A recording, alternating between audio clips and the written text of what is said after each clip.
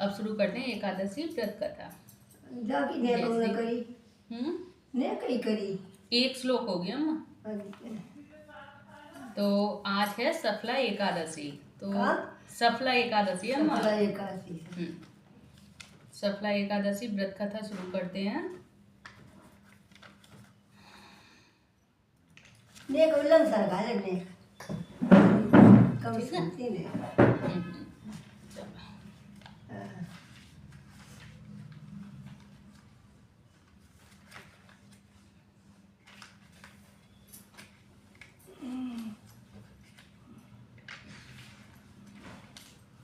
तो चलिए शुरू करते हैं सफला एकादशी व्रत कथा।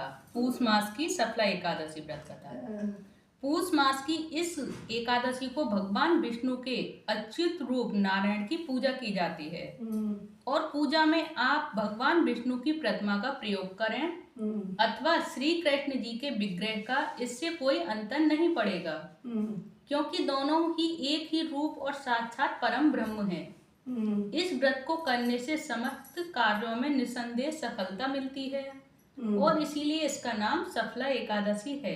मोक्षदा एकादशी का व्रतांत समाप्त होते ही धर्मराज युधिष्ठिर ने भगवान श्री कृष्ण से विनती की कि हे भगवान विष्णु के साक्षात स्वरूप, पौष मास के कृष्ण पक्ष की एकादशी का क्या नाम है, उस दिन किस देवता की पूजा की जाती है तथा उनकी क्या विधि है। भगवान श्री कृष्ण ने कहा कि हे धर्मराज, मैं तुम्हारे स्नेह के कारण तुम्हारे प्रश्नों का उत्तर देता हूँ। एकादशी व्रत से अधिक तो मैं अधिक से अधिक दक्षिणा देने वाले यज्ञ से भी प्रसन्न नहीं होता हूँ। अतः तुम इसे अत्यंत भक्ति और श्रद्धा से युक्त एकाग्र मन से सुनो। इस पूष कृष्ण एकादशी का नाम है सफला और इस एकादशी के देवता श्री नारायण हैं। अतः नारायण भगवान की पूजा करनी चाहिए। जिस प्रकार नागों में शेष नाग, पक्षियों में गरुड़ और सब ग्रहों में चंद्रमा, यज्ञों में अश्वमेध, देवताओं में भगवान विष्णु श्रेष्ठ हैं, उसी तरह सब व्रतों में एकादशी व्रत श्रेष्ठ है। जो मनुष्य सदैव एकादशी का व्रत करते हैं वे मुझको परम प्रिय हैं। अब इस व्रत की विधि कहते हैं। मेरी पूजा के हेतु ऋतु के अनुसार फल फूल, नारियल, नींबू, अनार, सुपारी आदि मेरे लिए अर्पण करें। धूप दीप नैवेद्य आदि से मेरी षोडशोपचार पूजा करें और रात्रि को जागरण करें। इस एकादशी के व्रत के समान यज्ञ, तीर्थ, दान, तप तथा और कोई दूसरा व्रत नहीं है। 5000 वर्ष तप करने से जो फल मिलता है उससे भी अधिक फल सफला एकादशी का व्रत करने से मिलता है। अब तुम इस व्रत की कथा ध्यान पूर्वक सुनो। चंपावती नगरी में महेशमान नाम का एक प्रतापी राजा राज्य करता था और उसके 4 पुत्र थे। उन सब में लुम्पक नामक एक बड़ा राजपुत्र महापापी था। वह पापी सदा पर स्त्री, वेश्यागमन और दूसरे बुरे कामों में अपने पिता का धन नष्ट किया करता था। वह देवताओं, ब्राह्मणों और वैष्णवों का निंदक था। जब राजा को अपने बड़े पुत्र के इन कुकर्मों का ज्ञान हुआ तो उसको अपने राज्य से उसको निकाल दिया। तब वह विचारने लगा कि अब मैं किधर जाऊं, क्या करूं। अंत में उसने चोरी का कर्म करने का निश्चय किया।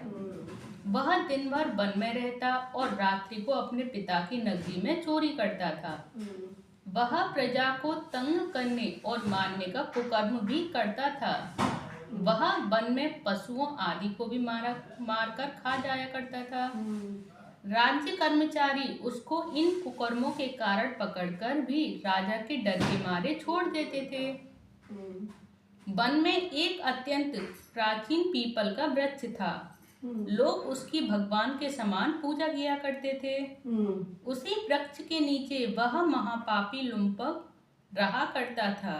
इस वन को लोग देवताओं का क्रीड़ा स्थल मानते थे।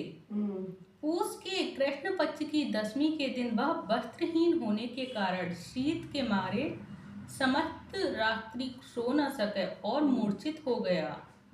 उसके हाथ पैर अकड़ गए और सूर्योदय होने पर भी उसकी मूर्छा नहीं गई। दूसरे दिन सफला एकादशी को दोपहर के समय सूर्य की गर्मी से उसकी मूर्छा दूर हो गई। तो वह होश में आकर गिरता पड़ता वन में भोजन की खोज में भटकने लगा, परंतु शारीरिक कमजोरी और कष्ट के कारण वह जीवों को मारने में असमर्थ रहा। अंत में वह वृक्षों से गिरे हुए फलों को बीनकर पीपल के वृक्ष के नीचे आया। उस समय तक सूर्य भगवान अस्त हो गए थे। उसने फलों को पीपल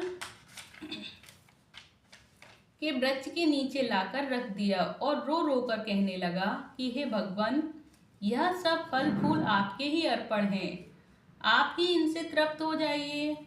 उस रात्रि को भी उसको दुख के मारे नींद नहीं आई और वह रो रो कर भगवान को याद करता रहा। इस प्रकार उसने अनजाने में ही सफला एकादशी का उपवास और रात्रि में ईश्वर भक्ति हो गई उससे। इस उपवास तथा जागरण से भगवान अत्यंत प्रसन्न हुए और उसके सब पाप नष्ट हो गए। दूसरे दिन प्रातः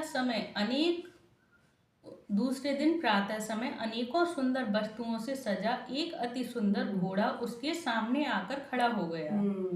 उसी समय आकाशवाणी हुई कि हे राजपुत्र, भगवान नारायण की कृपा से तेरे समस्त पाप नष्ट हो गए हैं।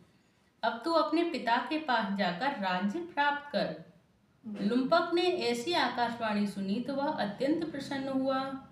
हे भगवान, आपकी जय हो कहते हुए उसने घोड़े की पीठ पर रखा हुआ खाना खाया और वस्त्र एवं आभूषण पहन लिए।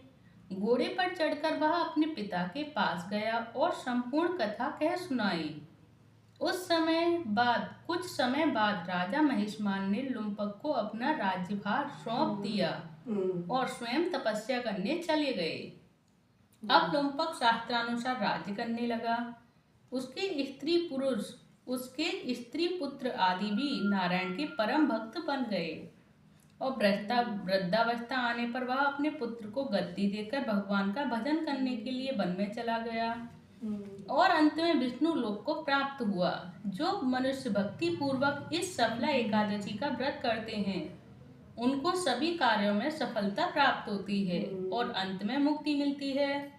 जो मनुष्य इस एकादशी का व्रत नहीं करते वे पूंछ और सींगों से रहित पशु के समान हैं। इस सफला एकादशी के व्रत का प्रभाव तो अनंत है ही। इसके महात्म के पढ़ने अथवा सुनने से भी अश्वमेध यज्ञ का फल प्राप्त होता है। बोल श्री विष्णु भगवान की जय।